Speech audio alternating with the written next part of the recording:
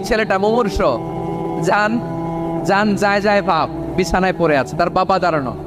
বিশ্বনবী তার মাথার পাশে বসলেন, মাথায় হাত বুলিয়ে দিলেন, আর ছেলেটাকে বললেন, আসলিম, হে ইহুদি ছেলে, আসলিম, ইসলাম ধর্ম গ্রহণ করো।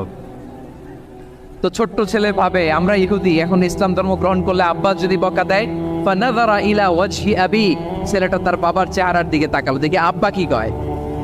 আব্বা যদি বলে তাইলে ইসলাম ধর্ম গ্রহণ করবো। ইহুদি ছেলেটা তার বাবার দিকে যখন তাকালো, ওর বাবা বলে, আতিয়া আবুল কাসিম, আবুল কাসিম যা বলে তাই করো। আবুল কাসিম হচ্ছে বিশ্ব ইসলামের একটা কুনিয়াত, উপনাম। আমার রাসূলের বড় ছেলের নাম ছিল কাসেম। যেমন দেখবেন আমাদের এলাকায় কারো ছেলের বড় ছেলের নাম যদি হয় আব্দুল্লাহ, এরা আব্দুল্লাহর বাপ বলে ডাকে। কারো বড় মেয়ের নাম যদি হয় ফাতেমা, এরা কি ডাকে? ফাতেমার বাপ বলে না? তো বিশ্ব ইসলামের বড় ছেলের নাম ছিল